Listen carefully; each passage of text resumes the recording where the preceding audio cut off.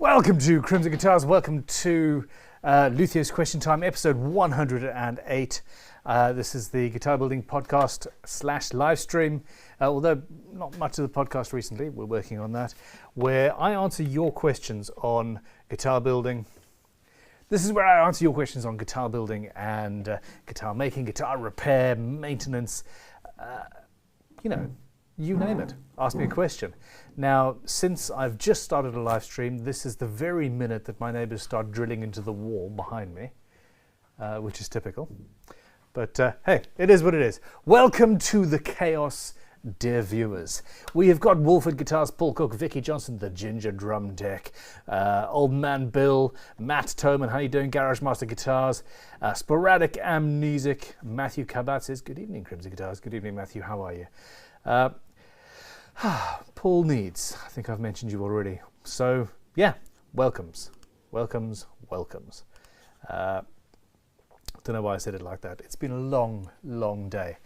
Alrighty, so, you know the drill. You ask a question, I'll answer it. We'll keep going for about an hour, and once that time is done, I'll probably keep going for another half hour or so if we have some interesting questions.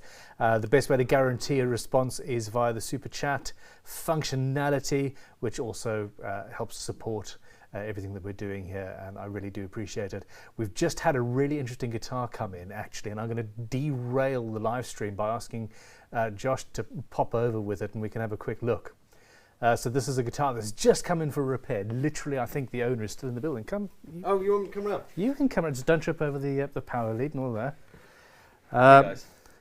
So yeah, essentially we've got a fairly standard Stratocaster, 3-bolt neck plate, maple neck, maple fretboard, bullet truss rod. So very, very, very 70s. Yeah, I know. So I was just looking. I was using it as a reference for relicking hardware, and I mean, it's interesting. Someone's got a sweaty tummy. Very, very, very much so. It's actually eaten through the chrome, which is cool. I'm loving the amount of patination and checkering on the body of that guitar. Let's see if we can get a close up. Actually, it's quite light as well, isn't it, for a 70s? If that's what it is. Well, it has to be 70s. Essentially, what we were told was that it's a 70s neck and a 60s body. This was seconds before we went live. I'm not entirely sure it is a 60s body because it has the 3-bolt neck. They might have introduced them in the late 60s, but I don't know. The early 70s guitars, you can tell because they are light. They tended to be light. Right. Late 70s, late 70s and early 80s. Holy, just yeah. Anyway, let's have I'm going to show this guitar. Because I bought a 78 Telly the other day and it weighs an absolute ton. You did, but it's a lovely guitar. I don't mind a bit, actually. So here we go. Yeah, that looks quite cool, doesn't it? Yeah, it does. It does. But do you know what? If I'd have done that artificially, I would have gone, oh no! Too much. Well, this is the thing. It's cool. So your hardware is very new, it looks like, or very new looking at least. Yeah. There. Flip her around for me. Yeah, standard black Fender logo, bullet truss rod. She's in for a refret. I do love the sort of effect and the patination and all of that. The wood's had a hard time. It has. It's really. If it's even so bare. If it's even original, which I think it should be.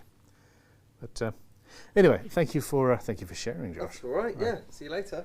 Absolutely. Stream. Have a nice stream. Well, I have.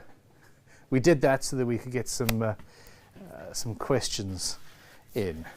Okay. So, Paul Needs saying, so how many did you get, Ben? So I was away for 2 days. Visited London. Josh, would you mind grabbing the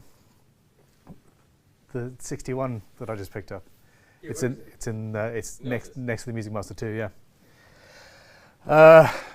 I only picked up 2 for the museum, but we picked up a good 8 or 10, maybe even guitars coming through for the Great Guitar giveaway, which has been, which was the main point. We actually have almost run out of guitars for the prize draws, but I'm trying my damnedest to. I'm trying my damnedest to get. To curate this. I'm not just going out and buying anything willy-nilly that catches my eye for the museum. I'm trying to say, okay, we are looking for this, this, this, and this. You know, for example, I want the guitars that were in Back to the Future, and one of them is this little Chiquita travel guitar, which looks incredible. But Back to the Future, Josh, we need to get the Back to the Future guitars, but also build the giant. Oh yeah. Yeah. Oh my God, yeah, good idea. Just for fun. So I picked this beastie up, relatively inexpensive, but it's a 1961 Gibson Melody Maker 3/4 size student's guitar, and it's absolutely out of tune. But the sheer response and vibrationality of the whole thing just blows me away. So yeah, I'm supremely excited about this. We'll do a video and the whole thing at some point, but yeah, the finish and everything, it's wondrous. Can we take it away? Actually, I'm going to get some quick close-up shots. I'll just put it down here. And yeah, so this was something that. It's for the museum. It's going to go next to the Fender Music Master II. It's my 1964 Fender Music Master II, which is also a short scale length guitar. And it's the beginning of the museum. Is hey, you start learning somewhere, and in the 50s and 60s, this is what you would get if you were lucky. So yeah, curated. Let's open that so I can see what I'm looking at. Isn't that gorgeous? Now, I don't think that the bridge is, I'm fairly sure that the bridge is new, which is a pity because it was actually listed on the shop's website as all original. And there was no mention of a neck break, and I think that there has been a bit of a headstock break. But Brazilian rosewood, all that jazz. And it wasn't the plan. It wasn't the plan at all. But it does make sense, so yeah, this is the problem. Okay, here we go. Anthony Cunliffe says, Mr. Ben, you did a series of Minitorial videos about 6 years ago. Do you think you've learned anything new or different that would warrant an updated series? My guess is no, but just curious. My thoughts... Yes. I do many things differently from what I was doing back then. Everything about how I build guitars has actually developed. In many times it's in tiny little ways, but yes, it is what it is. We could do a complete rehash of all of those videos and probably come up with slightly different results. Not to say that what I said was wrong necessarily, but for example, I did a video about zero frets, just saying I don't like them, and I mainly don't like them because I don't like A, the look of them, and B, the lack of adjustability. But in reality, now through the lens of more experience and also owning and playing, because of the museum, many guitars with zero frets, actually you don't need the functionality of being able to adjust the nut if the zero fret is done properly. So I would change that video. And there we go. Matt Toman says, why do humbucking pickups cancel hum? And then Paul Needs says, here we go. One coil is out of phase with the other. As the mains cycle hum is identical in both coils, they cancel, which is, yeah, the way it goes. Essentially, you've got electrical magic jiggery pokery stuff that cancels out the noise. In the same way that if you have noise cancelling headphones, they will record what's happening outside and then play something that sort of counteracts it. It's all magic, basically. but what Paul said is correct. Okay, Adam Dutton says, I only recently learned about the electric sitar, which is even crazier when rather than obscurity, it seems like it was used on quite a few big records. Think you might find one for a museum? I would like to. If not, we can make them. They were on a lot of sort of 60s. Beatles used one quite a lot, I seem to recall, and stuff like that. So yes, very much so. Richard Foskett says, Vox Teardrop, Baldwin a la Hank Marvin, sponsored mid-60s, Dan Armstrong, Ampeg, plexiglass. The museum needs these. No shit. Emphatically, the Dan Armstrong plexiglass. The Dan Armstrong, Josh is agreeing. Your neighbour is Dan Armstrong. No, my neighbour had that Dan Armstrong, do you remember? Oh, yes. Yeah, but he wants to keep it. Yeah, well, you can work on it. I still think that you should play loud music through the wall and just say, this will stop. Play Mariah Carey or something. This will stop when you have transferred ownership of that guitar to the Dorset Guitar Museum. But anyway, I also like the Dan Armstrong ones where the pickups actually slide and move, and we will get some at some point. They did a bass as well as a guitar. Initially, it's so difficult. This is so very difficult. There's 100,000 guitars that we want to actually sit down and be objective about it is the problem. But anyway, Peter Israelson says, hi Ben, glad to see your head is doing better, on the outside at least. I'm going back for the final coloration and bits and pieces on the Crowe on Thursday. I am not going to be using the cream that I had an allergic reaction to this time round. So there we go. Bill Stott says, I'm going to repaint an acoustic guitar. What's the best paint to use?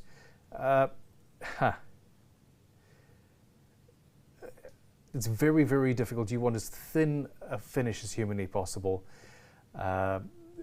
Using the term paint sort of implies that you want something solid coloured, etc. Basically, probably a thinly applied rattle can finish is probably your best bet for the home user. If you know, well, French polish is the best. Nitros is the best.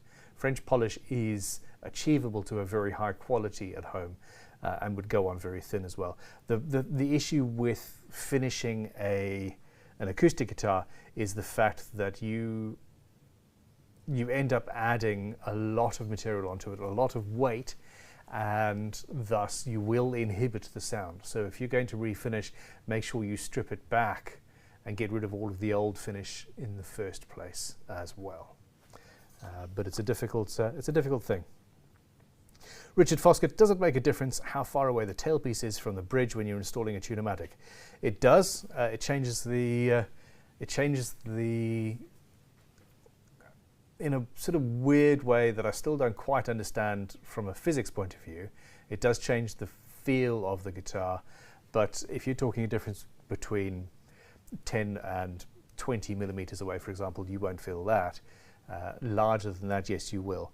And you can run some tests. I would, for example, before you drill the holes, you can clamp a bridge down to a top on a leather pad or something so it doesn't damage the guitar top, and then move that around potentially.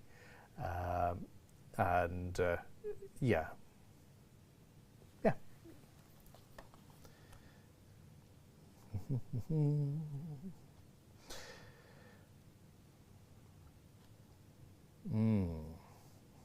Robert asks us, hello people, missed last week's because I had already gone shopping in Stillwater and got the notification while shopping. I'm assuming that's big music shop, is it not? Paul Needs going, ooh, hardtail. So yes, that was a hardtail Strat that we were looking at earlier. Chuck Piper, do I need to seal maple inlays on a persimmon fretboard? I would seal maple inlays on any fretboard because the maple will get dirty. So yeah, even if it's just something like shellac, which wouldn't last forever, it's gonna, dirty maple is not particularly nice in my opinion. But then, yeah, it is what it is. Oh, it was a competition. So, okay, well, the answer was how many guitars did you buy? We had one guitar donated, and I think I came home with 12. So actually, I bought 11, 10 guitars, and one is just a weird little ukulele bassy kind of thing. So yeah, all over the place, I think. Since there's a competition going on. Okay. Paul Cook. Someone in the recent vid comments asked about the little acoustic on the wall by your red ensign flag. That is a Panormo. That is a Panormo classical guitar from 1830. 1830. And it's something that I bought for the museum. I've done some Instagram videos about that, or maybe even YouTube shorts. It's going to be a repair video on the site on YouTube very soon. I just need to do a little bit of work on it. But earlier on in the year, I did do a video with Sophia talking about the other Panormo that we've got from 1826, which needs a lot of work done. Rick Nelson, funnily enough, Paul Cook, I just had a message from my mother about 20 minutes ago asking what I would like to say to that person. She monitors the comments as well. Rick Nelson, how deep can I recess a neck plate so that I can angle and /or round over the body joint? The body joint is roughly 27.5mm thick. Base wood and the neck is 23mm maple, or any wood for that matter. Wood is a lot stronger than most people think. A hell of a lot stronger. You can have, if you look at this 1960s Gibson that is still alive, the amount of wood behind the neck there is about 10mm. I'd say probably 12mm. And that is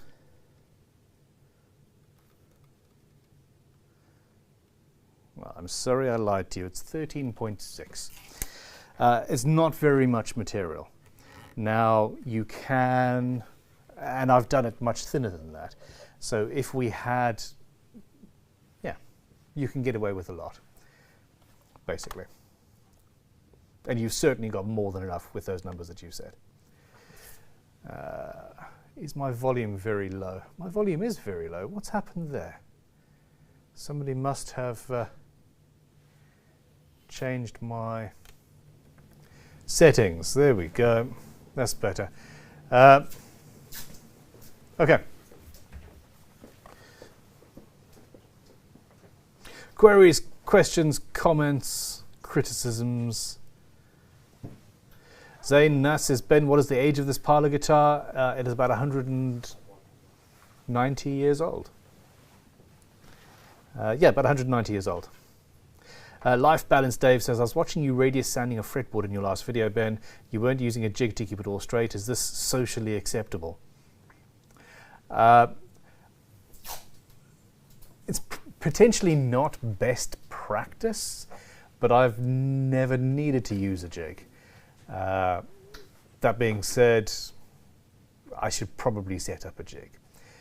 Essentially, the use of the jig holds it square so that you don't tend to rock from side to side, but I use hand tools on a daily basis and have spent a lot of time honing how I work, particularly in that planing old motion. So yeah, I'm not worried about it. The fact that I'm teaching people and people are essentially copying me means it probably isn't socially acceptable. Okay, Will Roberts, the first super chat of the day. Thank you very much, Will. Says, when a neck is completed and may have to be set aside for a bit, does one need to worry about the wood moving, and how would you prevent it?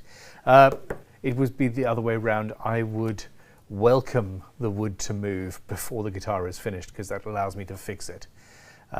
When I'm building necks, I tend to leave them for quite some time in between processes. So I will put the frets on and then let it sit. I will radius the fretboard and then let it sit before going to the frets. I would see if that's going to move when I can still access things and change things. I will carve it and then definitely let it sit after carving to see if there's any movement in the neck that it is going to go off-piste. And you are as you carve away material, you are releasing tensions that may be built into the wood just through how it grew. Now, once you've got to that stage, I'm hoping that it won't move, and that any movement is just the normal truss rod adjustable stuff. Now you're saying once it's been finished and needs to be set aside, how do you prevent any movement? At that point, you need to keep the neck in the same environment in which it will live permanently once it's attached to a guitar, and just treat it as if it's a guitar, and you will be fine. Basically.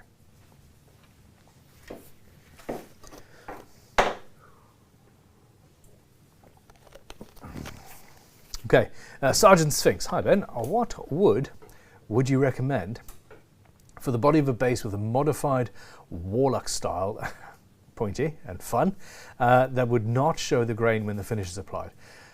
You can essentially hide the grain in most timbers by using a grain filler or a thick poly finish, something like that. The issue you have there is actually you can often see joints over time, but if you want something where the grain is a lot less noticeable, poplar, basswood, both of which would work for a larger instrument actually. Sapele, quite heavy, mahogany style instrument, not a very open grain, so that's also an option in my opinion, although quite heavier. Life Balance Dave sent £5 and says, cheers Ben, stay socially acceptable. You've got it. I will I'll figure out some sort of a jig. It is definitely the best way. I do forget a lot of the time that in spite of the fact that I might have done a job 1,000 times, somebody watching this video that is, hey, my 1200th video or something, they might not have watched any of the other ones, and they might think, oh yeah, this is the right way to do it because Ben's doing it here, where actually from a beginner's point of view, yeah, a jig to hold yourself square and straight is advisable. Okay. Zeph Neeson says, I'll rewrite that a first series Squire bullet strat from the 80s may be of any interest to the museum, local cellar and pool, my mate, not sure where they were made. I don't know actually. We have a bullet strat already. They're very, very budget guitars. I think they go for about 50 or 80 pounds. First series, that could be tempting actually. Drop me an email through stream@crimsonguitars.com, and we'll have a look, maybe with a link to the listing. It's certainly not first on our list of things that we must have, but yeah, they are not bad instruments for sure. Chuck Piper says, thanks for your information, Ben. I may look at a different inlay material.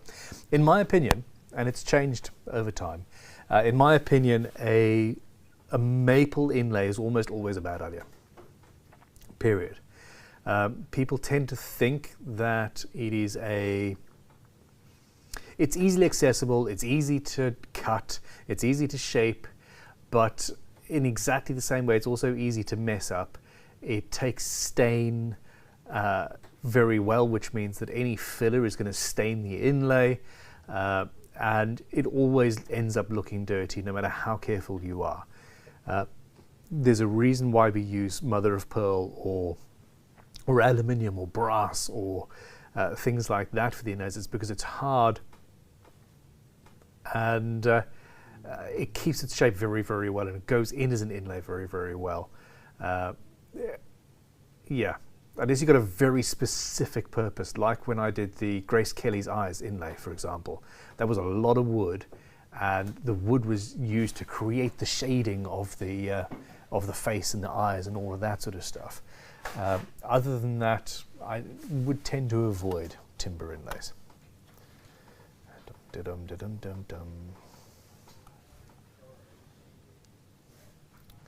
Oh, Life Balance Dave, I misread your I misread the super chat. He says, cheers Ben, stay socially unacceptable. I agree. Okay. The Ginger Drum Tech. Hi Ben, question. Last week you spoke about building a steaming box. Can you recommend a YouTube to see one built, or have you guys done a video on how to build one? Many thanks. Justin, I have not, but there are many different. It's literally just a, well, it depends on what you're doing, but you could take any plastic tube or a dustbin or something like that and turn it into a steaming box very easily.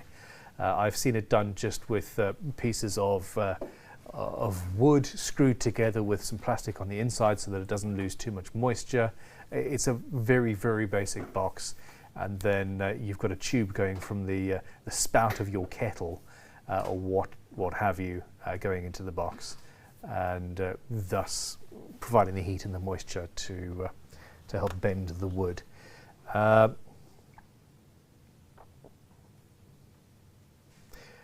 You can, instead of using a kettle, you can buy relatively inexpensive steam cleaners that work quite nicely. Old Man Bill, Ben, have you used tulip wood for any part of a guitar? Tulip wood is commonly known as poplar, I think. So yes, I think. Let me just Google.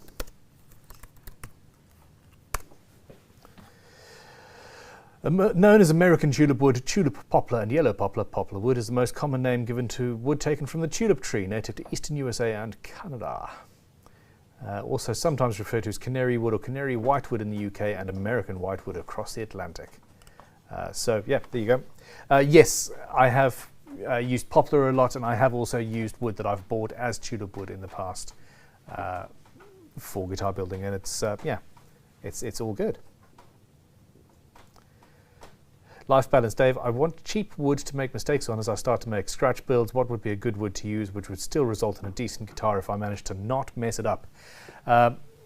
Valid point. You don't want to use pine or things like that, although you can, and this is something else that I've changed my mind on recently, you can make a damn fine guitar out of pine. The first Telecasters were pine, for example. But as a home builder, unless you were going for a dented, scratched, and constantly being more dented and scratched build, then avoid softer woods if you can. I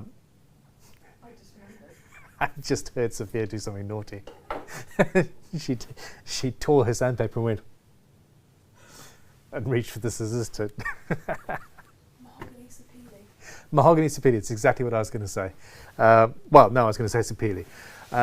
Sapele, and there are other mahogany family or mahogany analog woods that are sold as builder grade materials, and it's relatively inexpensive but makes world-class instruments out of. It's utilized to make veneer, to make all of your wooden doors, etc. That sort of wood is very commonly available. Sapele itself is quite heavy, but yes, it's all good. Another super chat. Thank you very much. Very much sporadic amnesic. Ben, any more ideas on the Dovetail guitar picks? Also, have you seen the guitar picks made out of neodymium magnets? Neodymium magnets. I have not. Why the hell would anybody make a plectrum out of a magnet? Answer me in the comments below.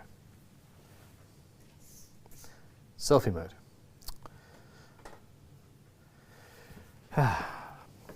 Yes, selfie mode. What the hell? What has my life become? Any more ideas on the Dovetail guitar picks? Not yet. Although, so this pick is sitting here. It was only last week that I built it, and I really like how it turned out. It's very thin. It's very playable, and it's actually strong enough. It's strong enough that it functions, basically, which is pretty cool. I think that I could do, well, you could do so many cool things with it. Yeah. What are you guys thinking? That's the question. Let me just see what that was.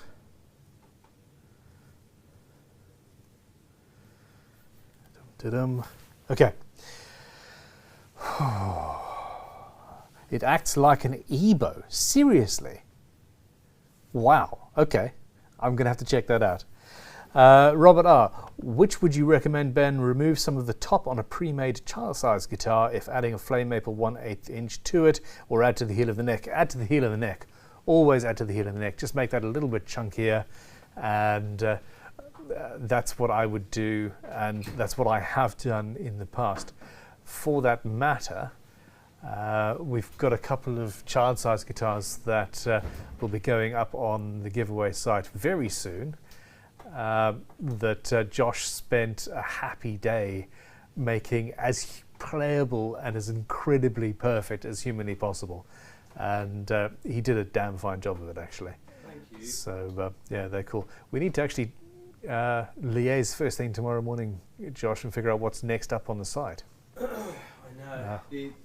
The ever looming question. It's what are we photographing next? And the problem is we also do have quite a few guitars that are in progress that we are trying.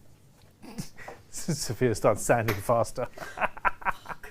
That are in progress that we need to finish. But this is the problem when you've got projects. It's just a constant thing.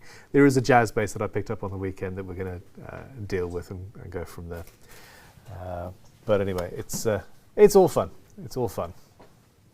Okay. Ian M says yes. Neo magnets would be too brittle to be practical. Drop it and game over. I suspect this is a very good thing, and you definitely don't want two smashing together because they do shatter with great abandon and potential pain in the old eyeballs. So there we go. Beth McKenna is saying a wallpaper steamer. Yeah, a wallpaper steamer would do it with a smaller box, for sure.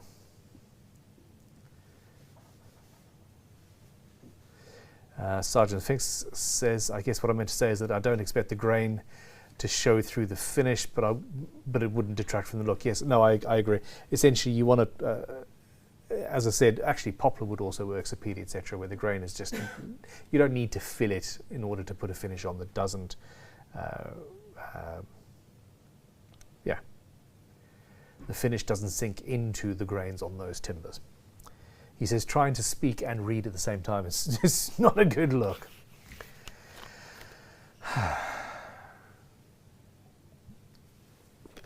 Oh, I tell you people, I am so knackered. So absolutely destroyed. Anthony Cunliffe, if you're after a rare odd guitar, Guitars UK are selling a Vibracell Futura V. While you're there, if you want to pick up the Sterling Cutlass he's selling for me, that would be awesome. Oh, I don't actually have this all set up so that I can show my screen. Let's do that. Hold on. Sweet T's got a super chat saying, hi Ben, hey man, how you doing? There's that, that's working. Guitars UK Vibracell Futura V. Let's see if I can Google that. Because I don't know what you're talking about.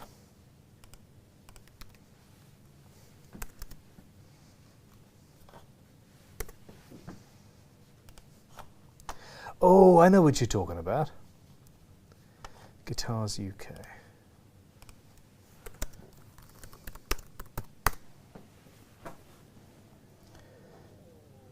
No, I do know these. They're very, very, very cool. Here we are. A rare, and the rare is in quotation marks. Vibracell Futura V electric guitar, Wilkinson pickups. I have seen these a few times.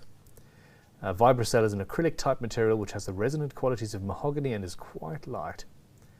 I do think that one of these could be something cool to add to the collection at some point. Yeah, okay, fun times. Where are we?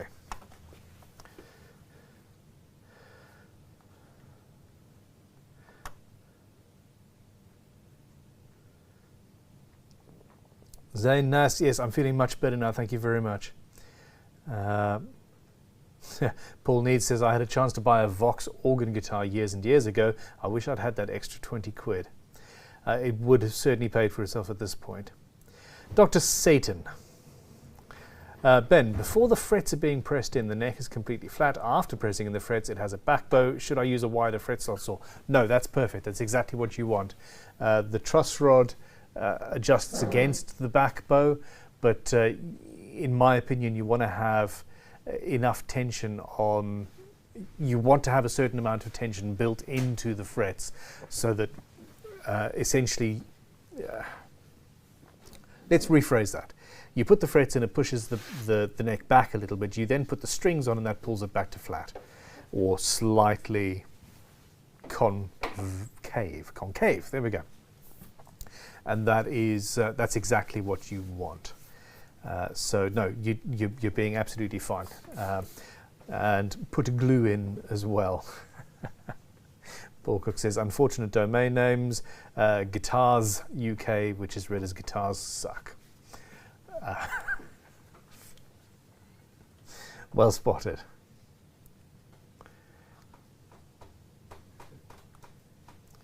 Would sapient pearwood for a guitar have legs? No, a sapient pearwood guitar would 100% have arms so that it could play itself. Come on, people. Oh, I would love that so much.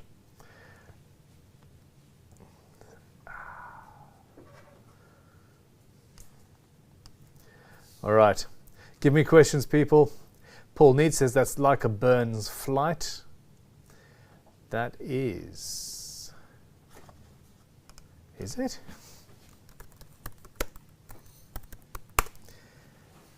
It is. Those are far more pricey. $2,000 for a Burns flight, plus. Crundle says that's one of those guitars that are both ugly and great looking at the same time. Beautiful from far, but far from beautiful, perchance. Stian TV says, would you ever review the guitar shops you frequent for unusual guitars in relation to friendliness and stock, etc.? That's, I wouldn't necessarily review, but I am visiting a shop on Thursday, and I am actually going to take a camera. They have quite a few interesting things that we want for the museum, and I'm hoping to do a bit of a deal and some swapping and part Xing and bits and pieces. So yeah, it's definitely something to do. Second note, any news on them premium files then? Where are they? Lol. We had 5 arrive today. The company that has been supplying them will no longer be supplying them to us, or at least we're going to, once we've had our order, not be using them anymore. We're desperately trying to find other suppliers because there's a global shortage of them for some reason, and it's just intensely annoying. But we have found somebody who had some in stock. If you email right now, second note, and say, please put me down for one of the 5, then and there may be 2 arriving tomorrow. It's just horrifically annoying.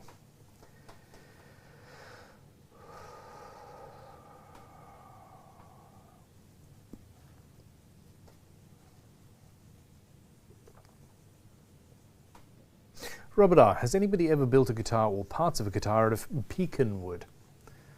Not to my knowledge.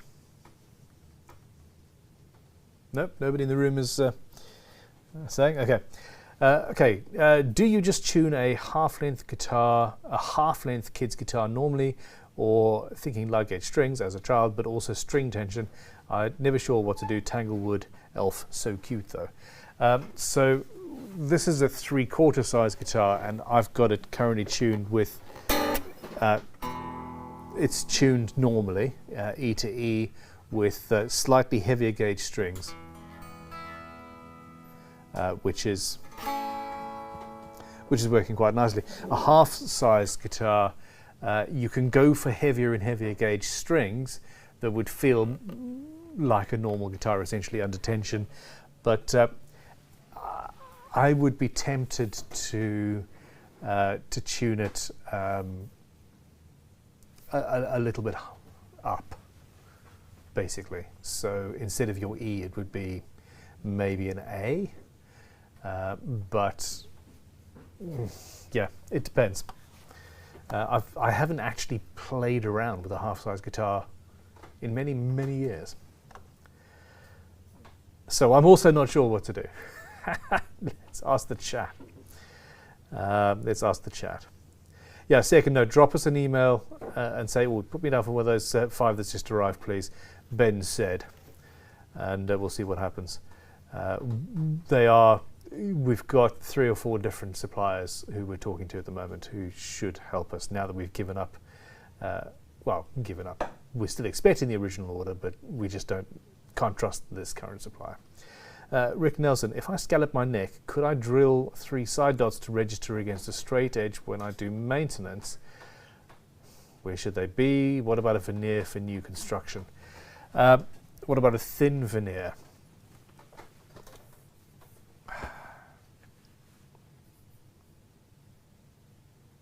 Never really thought of that.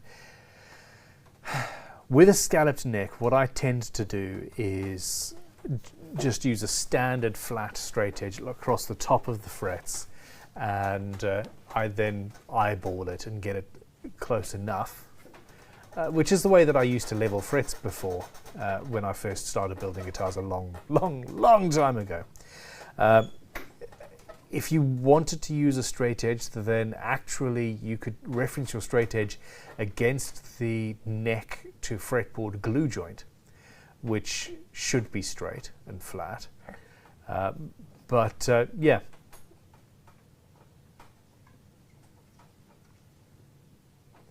That is a difficult one. Essentially, the problem is your scallops aren't going to all be the same depth. So you can't have something, you can't put veneers in there or whatever to measure against. That wouldn't work. Very good question, and I don't think there is a proper answer for it, to be honest.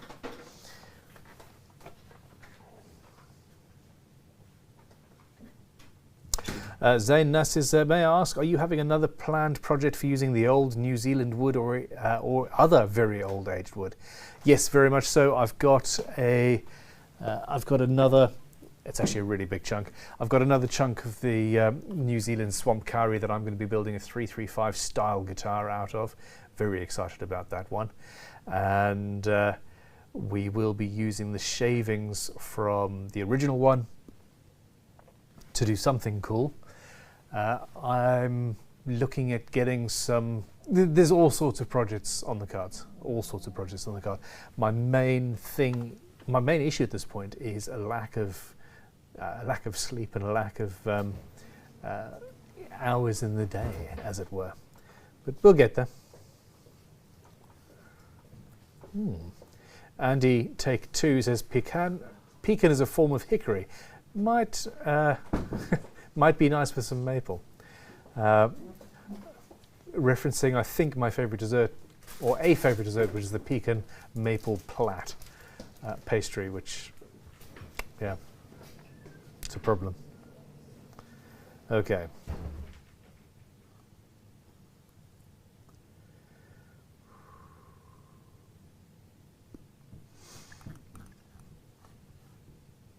Okay, guys. I need questions. Feed me questions. Questions, queries, comments, or criticisms if absolutely necessary. If not, I'm just going to have to go on.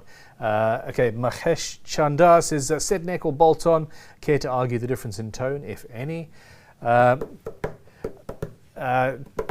issue here is the definition of tone. I think that too many people, sustain is part of the tone of a guitar, and you can, with a bad neck joint, inhibit the sustain. But also, if you've got a bolt-on neck, just tighten the bolt a little bit and you can materially change the sound of the guitar. With a set neck, what you have is what you have.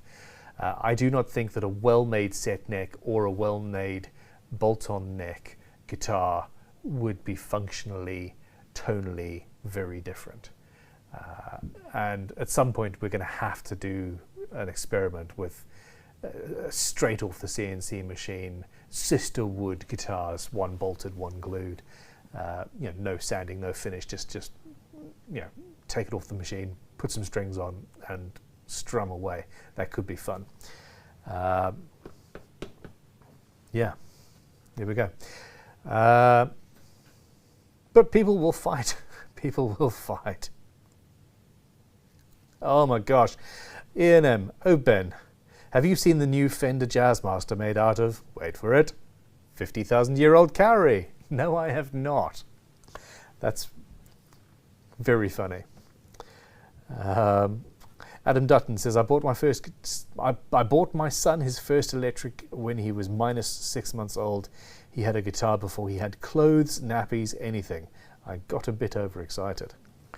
I don't blame you. Yes, I had my daughter's first guitar before she was even born. Now, that wasn't actually my fault. It wasn't really on purpose. I got to a guitar show and there was my supplier had not posted me a Strat jack plate, and I got to a guitar show expecting that there would be a Strat jack plate somewhere there, somebody selling one. I had to buy a kid's guitar in order to get the jack plate to finish the guitar that was supposed to go on my guitar stand. This was 20 years ago or so, and I kept that guitar and I bought this little pink one thinking, okay, my kid will have this. I hope it's a girl. And yeah, she was. And they all played that guitar. So yeah, there we go.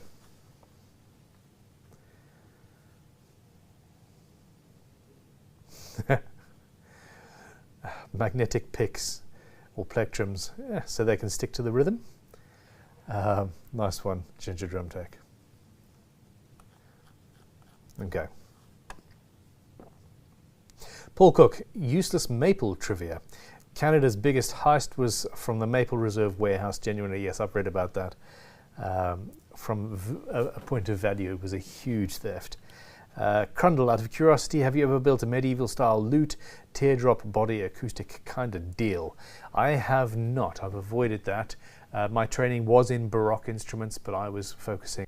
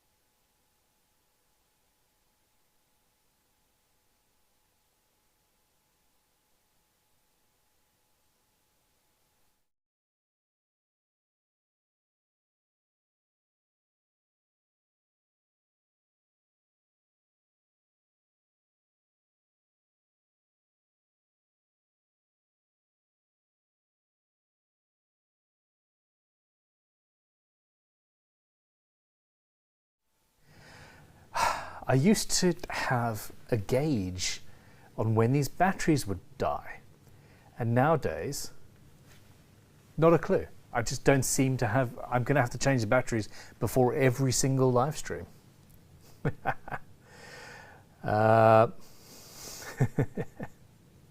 Ben, can you talk through the building of a guitar without demonstration this evening? Please giggle out loud. Okay, so I am back. I'm back. Sporadic, yeah, thank you, Sporadic, for letting me know, and well, everybody who sent a message. So there we go. Bum, ba-dum, ba-dum, ba-dum.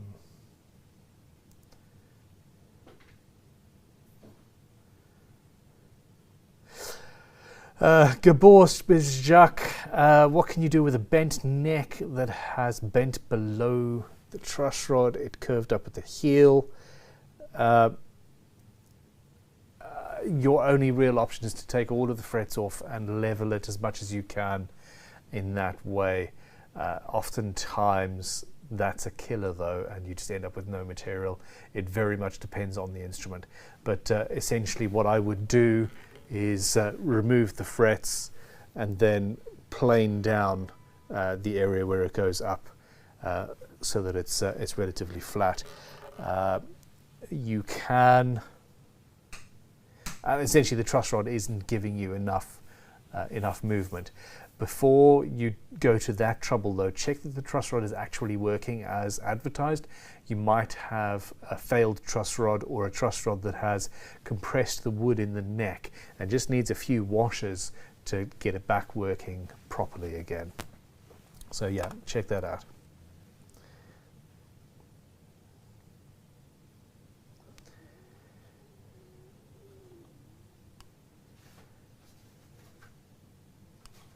Rumbling Groover, awesome name. Hi Ben, just wanted to say the fret strop and fret rubbers are awesome, a game changer. Thank you very, very much. I seem to have lost my fret strop. Somebody's nicked it. I was looking for one just before the live stream. Sam Maskery, any tips for making templates?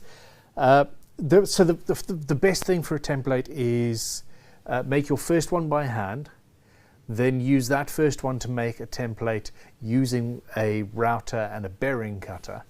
Then take the one that you have just made, which will then have all of the square sides, etc., and reshape that if required to the final thing.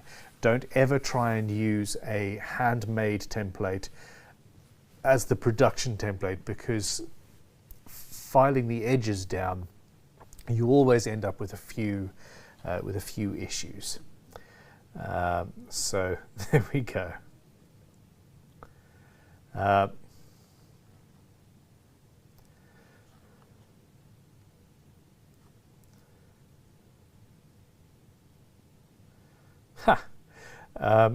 Gabor says, yeah, you said my name quite well, actually. Thank you very much. I did avoid saying the surname the second time, but I do enjoy trying to get difficult for me pronunciations as right as humanly possible. Beavis Christ, can you explain how one would determine how deep you need to cut back while making a compensated nut?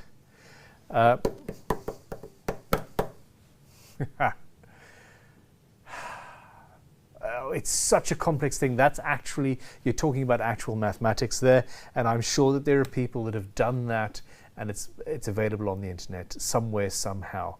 I am not your person. What I would do is I would take the guitar, I would physically put a bit of, I don't know, material, a bit of nut material, a bit of, there you go, a little bit of binding. I would put that there and move it backwards and forwards until you've got the measurement that you want. Physically do it. Now the reason why I would do that is because a compensated nut, if you're using a set of 11 gauge strings or a set of 8 gauge strings, would be vastly different in response, in intonation, etc. So get the guitar, get the strings that you would do, get the setup that you would have, etc., and then physically just mess around with it and hear what sounds better. That's how I would do it. An engineer would mathematically figure it out. I am not that person.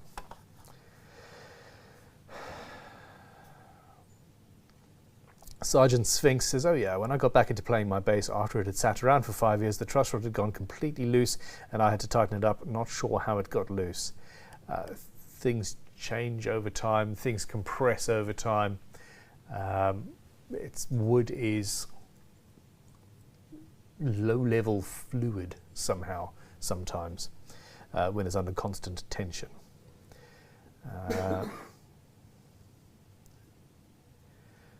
The Dremel is a lifesaver, that's Ian M, I agree. And then he says, to add to that, I like to use thin 1/4 inch material to create the shape. It's easier to make adjustments. Once you're happy, copy to a 1/2 inch thick master. That is a very good point. That's about template making. So yeah, Sam Mastery, I've answered the template question. recently, if you've just missed that, or I suspect you're answering these questions a little bit off stream. David Oddy, hi guys, sorry I'm late. I'm having problems with the delivery of a guitar I won. Ha! I wonder what that might be. Oh, of course. So yes, your guitar is coming from. It wasn't via us. It's coming direct from the builder in the Great Guitar Build of 2022. I suppose I'm on the verge of having to make an announcement about GGBO 23. Come to think of it, which is yeah, scary.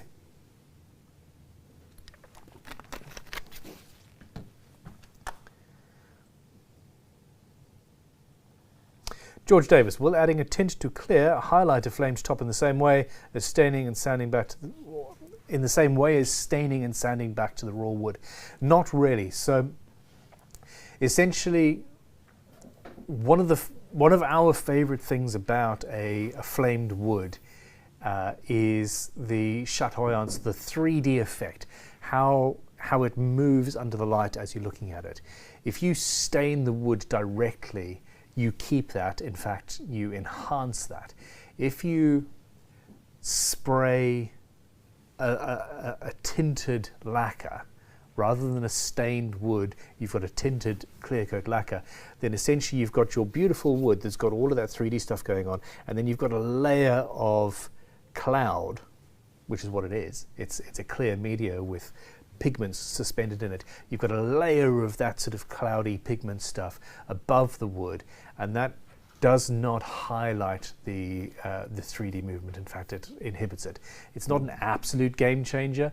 It's not, you know, like wrapping the guitar in a blanket or something, but it definitely doesn't look as good. So, yeah, it is the way it goes. No worries, Sam. David Oddy says it's been in customs for a week. Yeah. Jam and Jesse says, hi all, I just made it. I'm feeling a bit under this week, hoping this will pass. Do you know what, man? I am exactly in the same boat. It's 5 o'clock in the evening here now, and I'm genuinely wondering about a coffee. But anyway, what can you do? Rumbling Groover, love the pickguard replacement video on the Hummingbird. Does this mean you are a Gibson authorized repair center? No, we are not, although I don't think that it would take much to be so. That's quite interesting. What do you think, Josh? What's that, Ben? Sorry? I wonder what the process is to become a Gibson authorized repair center / Fender / Martin. Would they be sad that you made your own guitars? Well, I don't know. I mean, we train luthiers from some of the biggest manufacturers in the world come to us to teach them how to do repair work on their guitars that come under warranty. I'm not naming names here because I don't know what's... I'm not sure they knew their staff were here necessarily, did they? Head office probably didn't, but the boss of the... I nearly said it there. You're going to say it. The bosses of the company in the UK did. Oh, right. Well, they paid for the damn thing and booked it, etc. So yeah. Because they had trouble. Their in-house tech didn't want to train the two young guys because he was worried about his job, and with that attitude, I would be worried about my job too, frankly. But genuinely, I'm interested in seeing what it would take to become an authorized repair center for Martin, etc.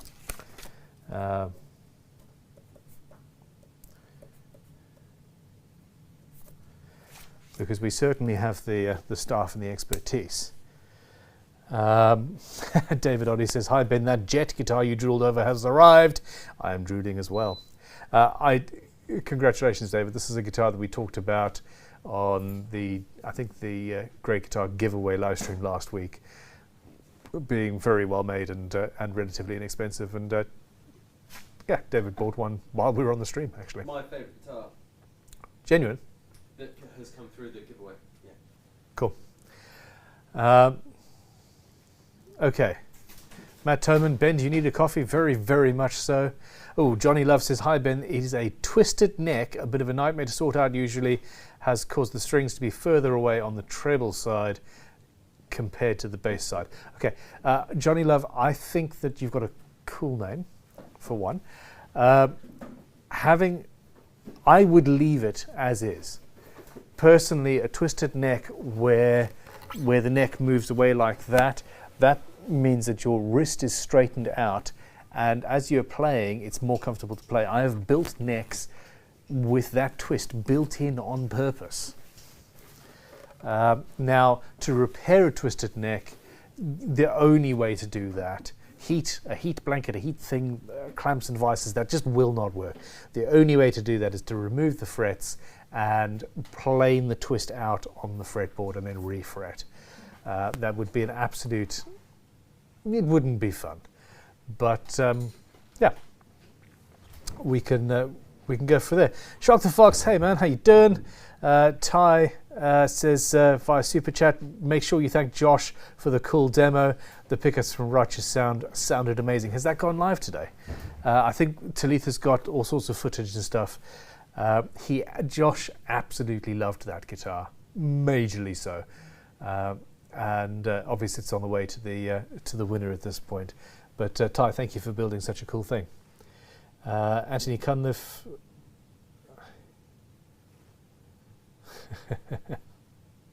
Oh, I know what you're talking about now. Oh, chaos. I missed something. Okay, Ian M wants to get into GGBO 23 as well, but first I must finish the build videos I already have backlogged. I'm in the same thing. Paul Cook, primary criteria for being an authorized repair center, the patience to wait 120 days for the brand to cough up. Ah, yeah, okay. We could probably eat that. Mahesh Chandar, I'm in the process of being an authorized repair shop for Martin. Please let me know how to get how to do that. It could be something that it is something that Crimson should actually do, come to think of it. Never considered it before this live stream, but I do think I should. Redhead 17, hi Ben, any more thoughts on the guitars for lefties on the giveaway site? My friend is a lefty and he would bid a lot. At this stage, yes, we are going to basically any guitar. When we list the guitars, we are going to, if it's a guitar that is available commercially as a left-handed model, then if a left-handed person wins it, we will keep the right-handed guitar. We will source the left-handed one and essentially send that one through instead, and then just put the right-handed one through again as another giveaway. So left-handed players, left-handed people can still play along, as it were, and also help with the Dorset Guitar Museum, etc. That was me reading Sweet Tea Guitar's message. You may have said, but projected GGBO 23 start date. I don't think it's going to be much different from last year. I'm thinking May, but I need to double check and get everything sorted out. Johnny Love says, cheers Ben, I never thought it would be a good thing to have. I'll have another play with it later. It really just removes the tension on your wrist as you're playing. If you don't mind the fact that it's not normal, you might be surprised. Life Balance Dave says, you mentioned a few times a new line of guitars. When can I buy one? You also had a new brand. We are thinking about slightly rebranding, and we're going to be working on the new guitars soon. Essentially, everything seems to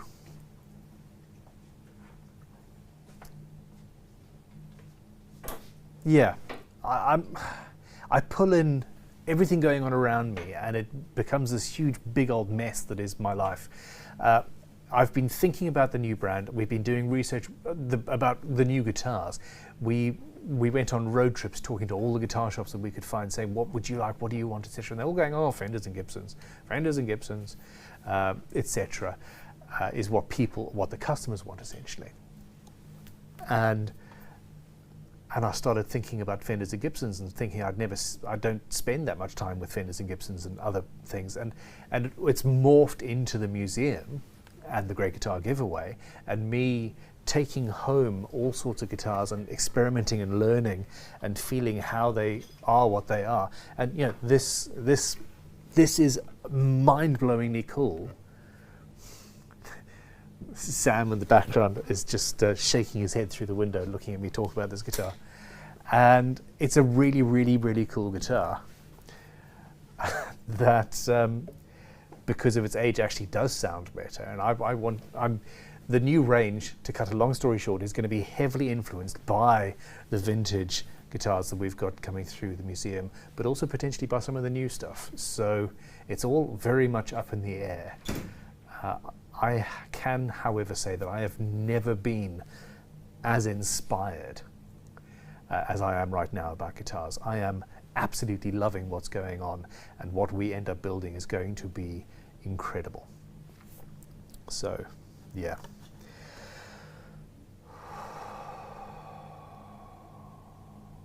Beavis Christ says, I had to do that with the neck of a guitar that was in a house fire. It had a major back bow beyond what the string tension and the truss rod could fix, and a good bit of twist. It was actually a fun project. I genuinely, one of the questions that I ask in guitar shops, they always say, oh, what are you looking for? I walk in and I say, well, quite frankly, if you've got a 50s or 60s Gibson or Fender that's been in a house fire, that's what I want. I really would like to try and resurrect an instrument, a quality instrument like that, that's been in a house fire. But anyway, it is one of those things. Okay.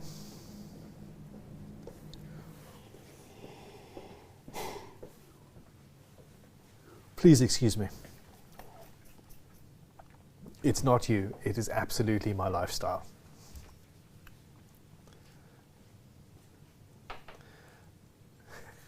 You're trying to prove a point, Sophia? I'm just trying to do it because I don't want to relic it. Fair enough. I think it would look better not. Okay. No points trying to be proved, absolutely not. Hey, no, if you do it. Rick, so close. Sophia's trying to match a cream colour, and Sam and I both said, don't even waste your time. It's out of work hours. I know it's out of work hours, which is why I'm basically giggling at you here. It's great. I love your yeah. It's just perfect. Rick Nelson, what is the cheapest and easiest way to get a decent paint and finish job on a body or neck? Buy 120 quid guitar made in China. Sadly. Cheapest and easiest way to get a decent paint and finish job on a body or neck. Rattle cans.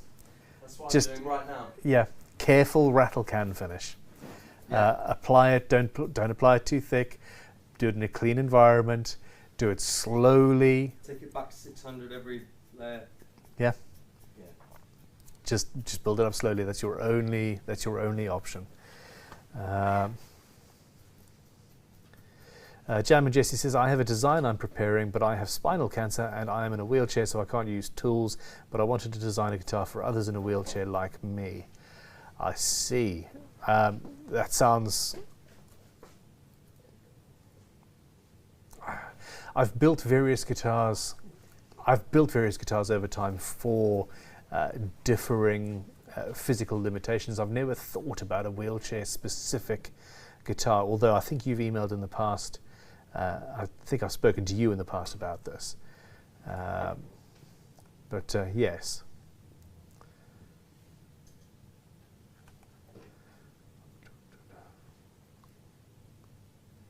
Redhead 17, when will the guitars start to be marked as for right and left-handed people? We need to sit down. I haven't actually even looked at a computer for the last 4 or 5 days. We're going to sit down and start doing it now, probably tomorrow evening.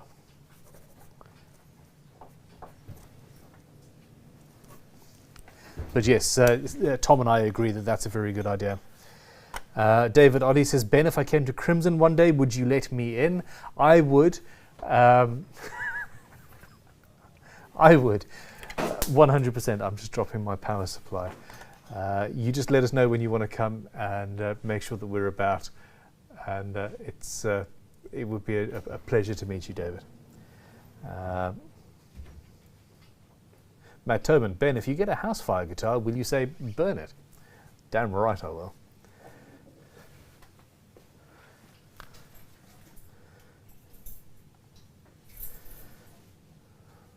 What happened to Driftwood Guitars entry in GGBO, where they planned on building? What they planned on building sounded cool. Then nothing. They ran out of time. They are still going to finish it, and they will.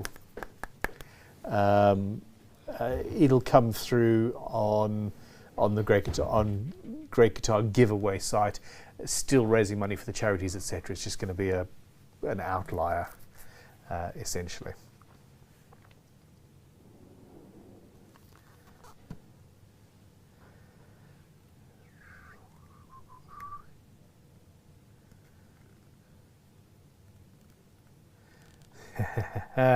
Steern TV, you've got my brain in one. Do you think that you can age a guitar artificially? Not relicking, but aging the wood or sound. Yes, you absolutely can. One option that people are already doing is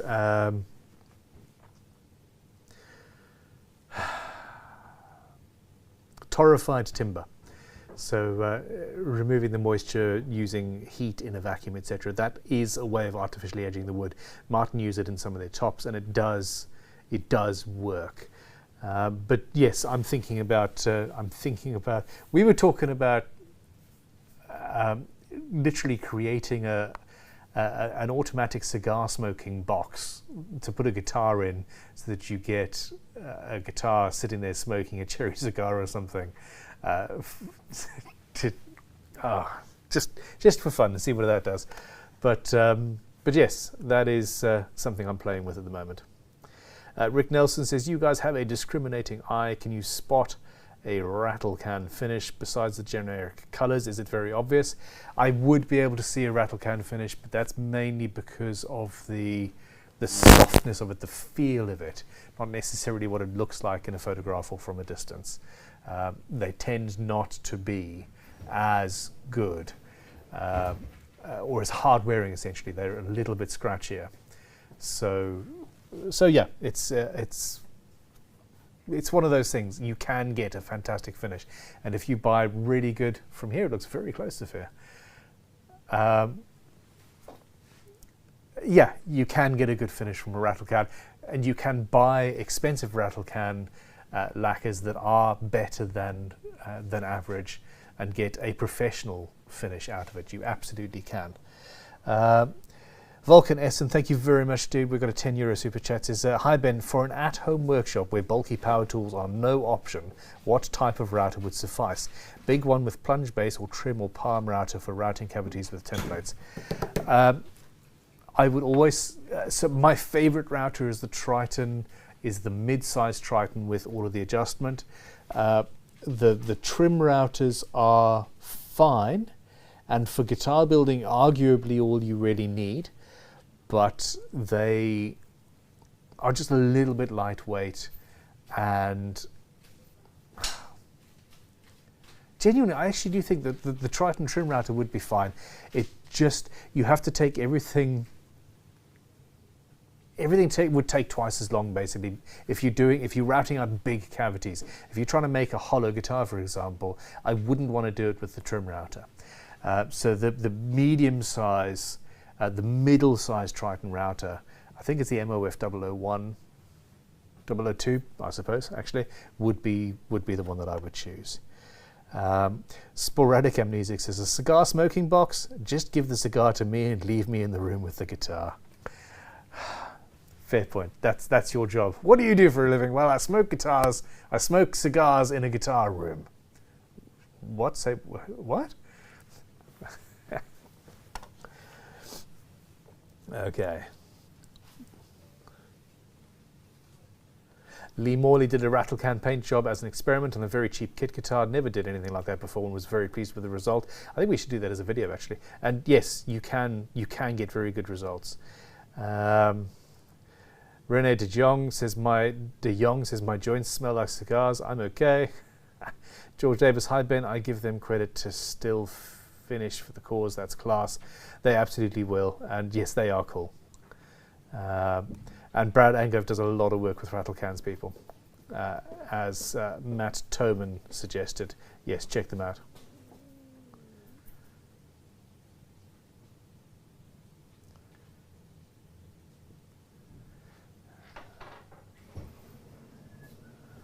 Okay.